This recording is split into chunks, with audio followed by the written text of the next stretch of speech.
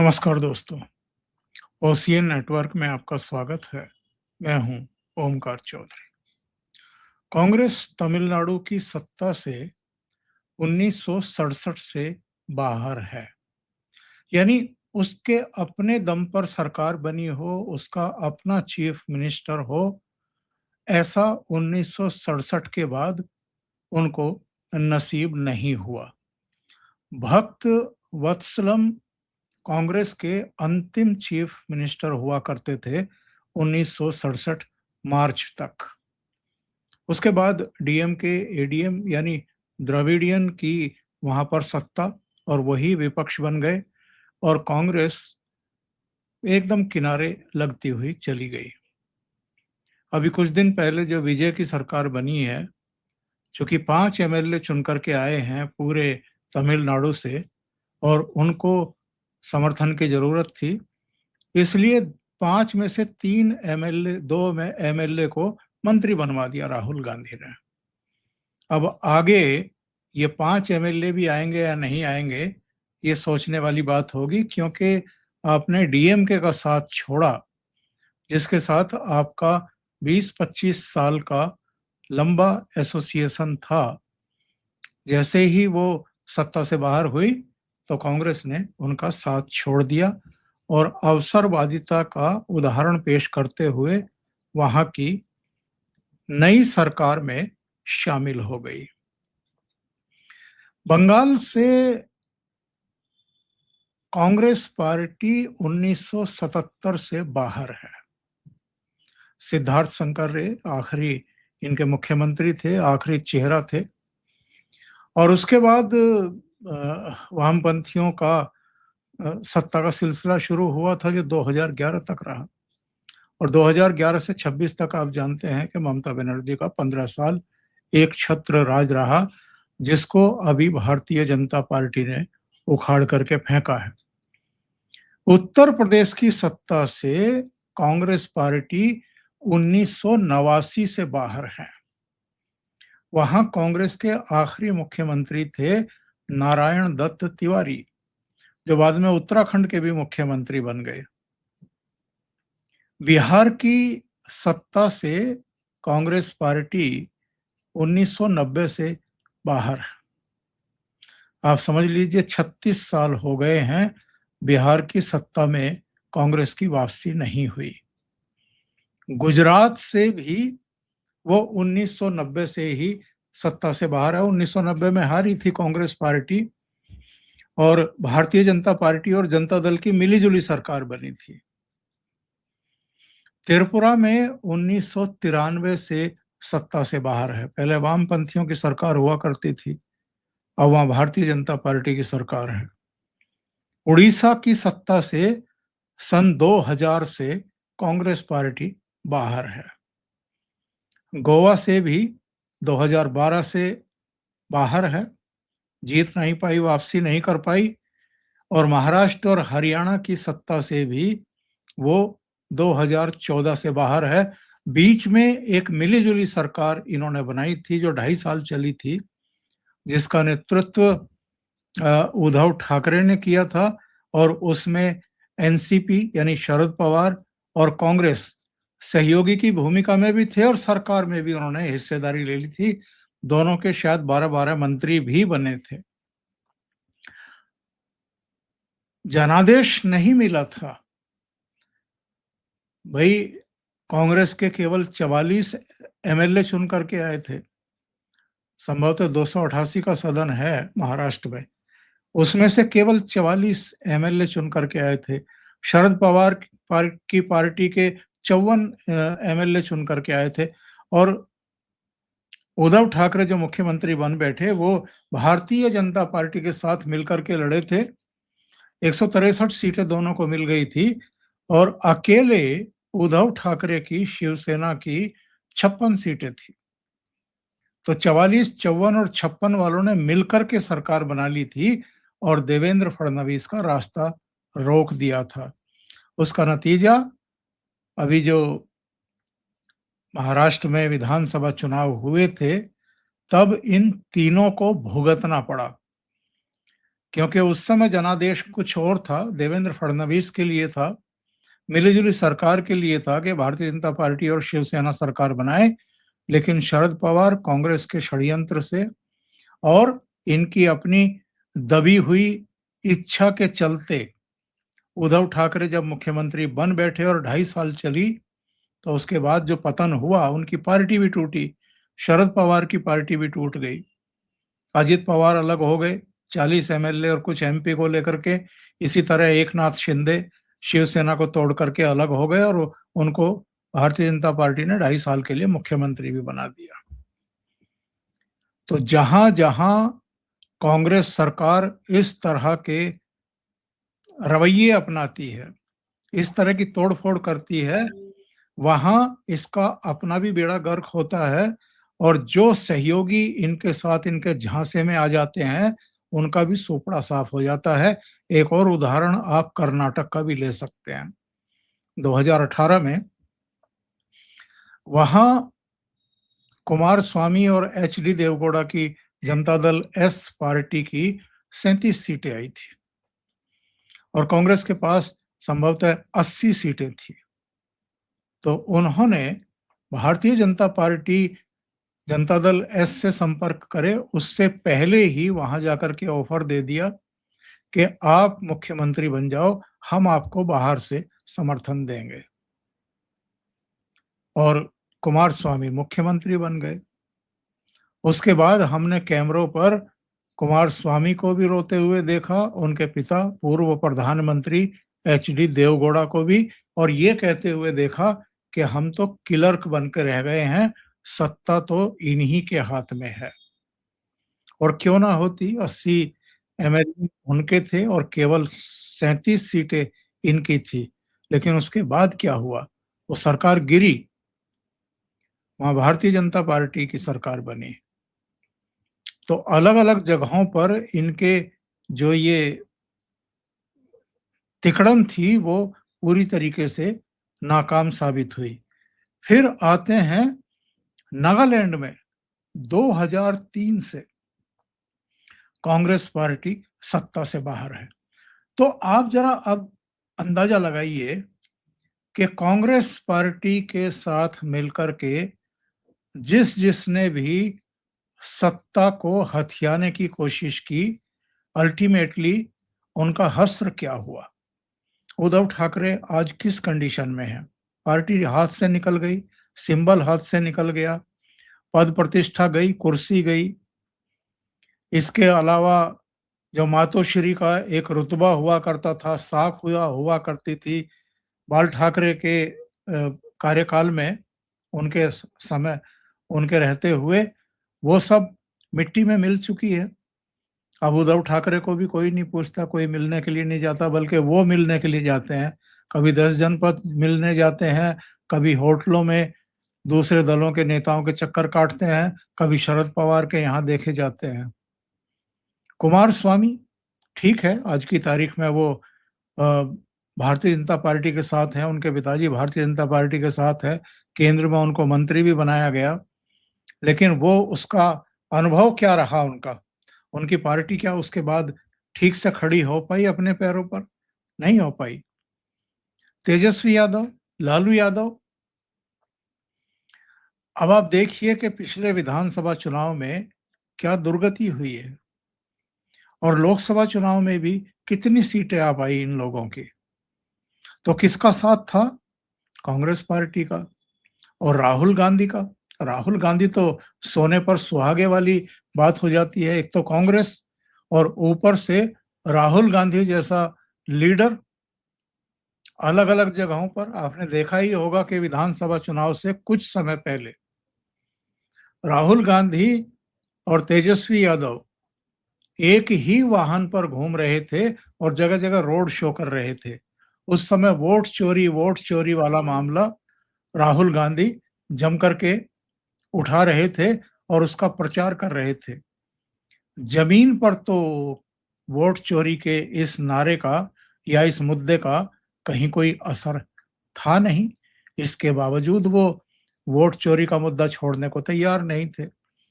और ये बात उसी समय तेजस्वी यादव की समझ में आ गया था। तो वो 10-15 दिन का जो तमाशा था राहुल गांधी का, वो जैसे ही खत्म हुआ, फिर तेजस्वी ने अलग से बिहार के मुद्दे उठाते हुए एक यात्रा निकालनी पड़ी उनको। थोड़ा बहुत संभल गई पार्टी, लेकिन बुरा हाल हुआ उनका कांग्रेस के साथ, वामपंथियों के साथ मिलकर के चुनाव लड़ने से। और बहुत सारे लोग हैं जो कह सकते हैं कि इसके अलावा तेजस्वी के पास चारा ही क्या था। अभी एम के स्टालिन हालांकि बड़ी चालाकी से उन्होंने कांग्रेस के साथ मिलकर के, मतलब गठबंधन में कांग्रेस थी, सत्ता में कांग्रेस को हिस्सेदारी एम के स्टालिन ने नहीं दी थी। ये लोग बहुत कोशिश कर रहे थे कि इनके जो भी 16-18 एमएलए हैं, उनमें से कुछ को एम के स्टालिन अपनी सरकार में जगह दे, मंत्री बनाए, लेकिन उन्होंने ऐसा करने से इनकार कर दिया। और देखिए 67 के बाद से चाहे इनका संबंध डीएमके से रहा या एआईएडीएमके से रहा, किसी ने इनको सत्ता में नहीं लिया। अब मजबूरी थी विजय की कि इनका अगर 5 एमएलए का समर्थन लेना है और सरकार बनानी है, तो फिर जैसा ये कह रहे हैं वैसा करना है। तो 5 में से 2 को मंत्री बना लिया। तो 59 साल बाद तमिलनाडु की सत्ता में इस तरीके से कांग्रेस की वापसी हुई है कि किसी दूसरी पार्टी के भीतर आप घुस जाओ, उनको समर्थन दो और अपने 2 मंत्री बनवा लो। अभी तो सुनते हैं कि एक राज्यसभा सीट भी इन्होंने मांग रखी है कि जब भी राज्यसभा का वहां से सीटों का चुनाव होगा तो एक सीट हमें राज्यसभा की भी चाहिए।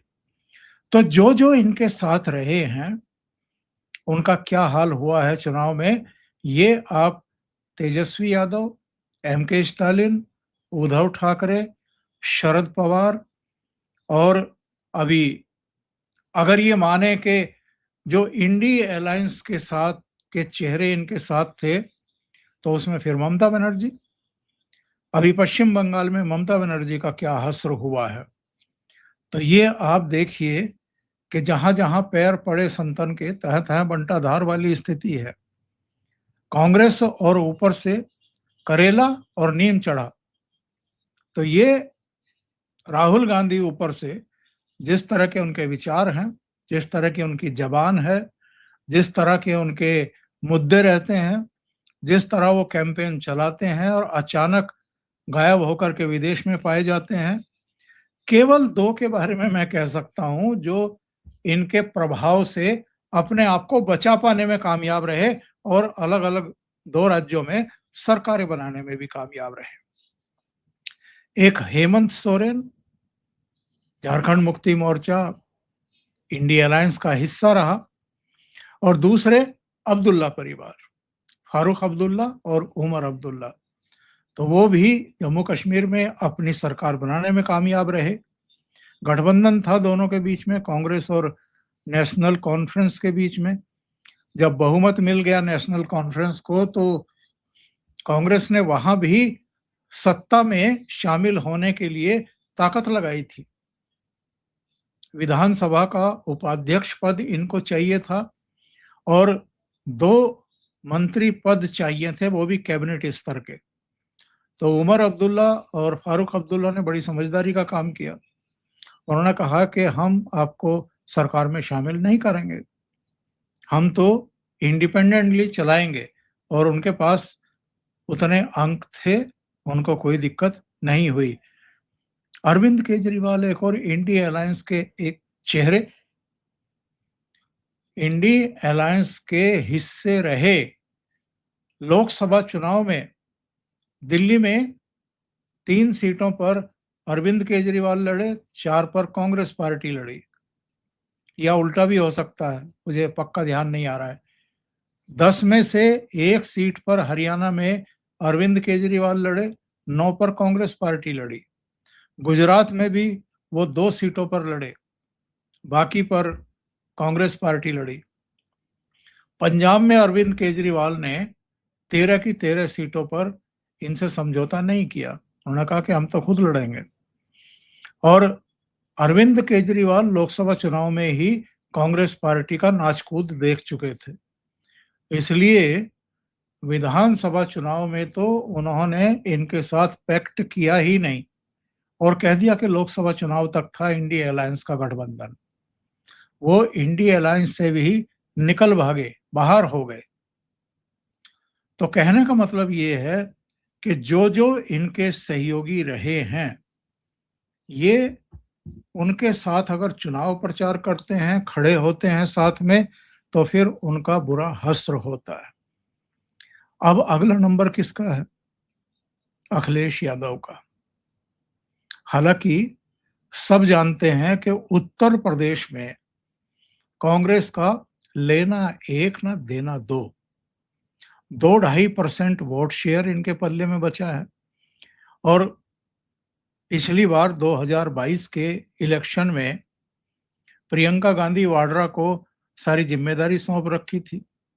40% टिकट उन्होंने महिलाओं को बाँट दिए थे, एक बड़ा प्रयोग कर रही थी, लड़की हूँ, लड़ सकती हूँ, नारा देकर के चुनाव मैदान में आई थी। एक बड़ा वहम था कि ये जो प्रियंका गांधी वाड्रा है, ये तुरुप का इक्का है कांग्रेस के लिए। लेकिन बेड़ा गर्क करके चली गई। बेड़ा गर्क तो पहले ही हुआ पड़ा था कांग्रेस का, क्योंकि 89 के बाद से जब से सत्ता से बाहर हुई है, वो लगातार डिक्लाइन पर ही है। उसके आंकड़े भी मैं किसी प्रोग्राम में आप लोगों को दूँगा कि किस तरीके से वोट ऑफ परसेंटेज भी घटा और सीटें भी घटती चली गई। वरना पहले से पहली विधानसभा में कांग्रेस के 28 एमएलए हुआ करते थे। फिर वो घट करके 2017 में 7 एमएलए पर आ गए, 21 एमएलए घट गए और 2022 में जब प्रियंका वाड्रा ने चुनाव लड़ा, कांग्रेस की तरफ से वो लड़वा रही थी, तो वो घट करके 2 रह गए। 5 और एमएलए खत्म हो गए उनके, गायब हो गए। तो यहाँ पर कांग्रेस और राहुल गांधी और अखिलेश यादव में ईगो प्रॉब्लम भी है और सीटें ज़्यादा से ज़्यादा कांग्रेस हथियाना चाहती है। अखिलेश यादव का एक बयान आया है 3 दिन पहले। उन्होंने कहा सवाल सीटों का नहीं है, सवाल है जीतने की क्षमता का। यानी इन दोनों के बीच में गठबंधन हो भी गया, तो वो क्या गुल खिलाएगा आप समझ सकते हैं। पर मैं ये बात क्यों कह रहा हूं कि अगला नंबर, अगला टारगेट अखिलेश यादव है। अगर आप गंभीरता से सोचें, तो ये जो क्षेत्रीय दल अलग-अलग राज्यों में खड़े हुए हैं, सत्ता के दरवाजों तक पहुंचे हैं, तो किसकी कीमत पर पहुंचे हैं? ये सब कांग्रेस को अपने पैरों नीचे दबा करके, कुचल करके ही सफलता की सीढ़ियां चढ़े हैं। अलग-अलग राज्यों में आप देख लीजिए। तमिलनाडु में अगर 1967 तक कांग्रेस का ही शासन था, भक्त वत्सलम वत्सलम अंतिम मुख्यमंत्री थे, तो उससे पहले तो कांग्रेस ही थी। 17 साल तक आजादी के बाद कांग्रेस का ही शासन रहा वहां पर। कामराज से लेकर के तमाम मुख्यमंत्री रहे। 67 के बाद अगर द्रविड़ मूवमेंट सिर चढ़ करके बोलने लगा, तो वो किसकी कीमत पर? कांग्रेस की। इसी तरीके से अलग-अलग राज्यों का आप देख लीजिए, पश्चिम बंगाल में देख लीजिए, वहां अगर वामपंथी आगे बढ़े तो कांग्रेस की कीमत पर बढ़े, फिर ममता बनर्जी आगे बढ़ी तो कांग्रेस और वामपंथियों की कीमत पर आगे बढ़ी। उत्तर प्रदेश में भी एक छत्र राज हुआ करता था कांग्रेस का, जिसको चाहते थे वो सबको मुख्यमंत्री बना देते थे। कभी हेमवती नंदन बहुगुणा 80 में वीपी सिंह बने थे, फिर नारायण दत्त तिवारी, फिर हेमवती नंदन बहुगुणा, फिर उनको हटाया गया, फिर वीर बहादुर सिंह और नारायण दत्त तिवारी रहे। तो बहुत लंबा एक दौर उसका बीता। बिहार में जगन्नाथ मिश्रा, उनसे पहले भी इनके कई मुख्यमंत्री रहे। तो ये एक लंबा दौर उन्होंने जिया है। आजादी के बाद दशकों तक उनकी सरकारें रही हैं। तो सवाल ये है कि अगर आज की तारीख में कोई कांग्रेस को नहीं चुन रहा है और अगर किसी सूबे में आ भी जाती है, किसी राज्य में उसकी सरकार बन भी जाती है, जैसे केरल में अभी बन गई है, कई दलों की मिली-जुली सरकार है ये कांग्रेस के नेतृत्व में। तो ये 5 साल में ही ऐसी हालत कर देते हैं, क्योंकि चुनाव के समय तो सब्ज बाग दिखाते हैं, लेकिन उसके बाद फिर जो वादे किए हैं लोगों से, उनका पूरा करने की तरफ इनका दिमाग नहीं रहता है, लूट-पाट में लग जाते हैं और कुशासन के शिकार हो जाते हैं। तो कांग्रेस पार्टी उन राज्यों में एक रणनीति के तहत क्षेत्रीय दलों के क्षत्रपों को विदा करने की एक नीति पर चल रही है, बढ़ रही है। और वहां जाकर के ऐसे-ऐसे मुद्दे राहुल गांधी उठाते हैं जो पूरी तरह इर्रिलेवेंट होते हैं, जो पब्लिक से जुड़े हुए नहीं होते हैं, जो पब्लिक की पल्स को टच नहीं करने वाले होते हैं। तो इसका नुकसान वो तो समझ रहे हैं कि कांग्रेस का तो वैसे ही बेड़ा गर्क हुआ पड़ा है राज्यों में, तो जो सहयोगी हैं, उन पर भी उसका बुरा असर पड़ता है। तो इसलिए मैंने कहा है कि अगले टारगेट अब अखिलेश यादव है। तो अभी के लिए इतना ही। बहुत-बहुत धन्यवाद। अगर आपको ये चैनल और इसके कंटेंट पसंद आ रहे हैं, तो लाइक करें, कमेंट करें, वीडियो को शेयर भी करें। अभी तक अगर आपने ये चैनल सब्सक्राइब नहीं किया है, तो सब्सक्राइब कर लें। साथ में लगे बेल आइकॉन को दबा दें, ताकि आगे आने वाले वीडियो और उनके नोटिफ़िकेशन आप तक पहुँचते रहें। बहुत-बहुत धन्यवाद। नमस्कार।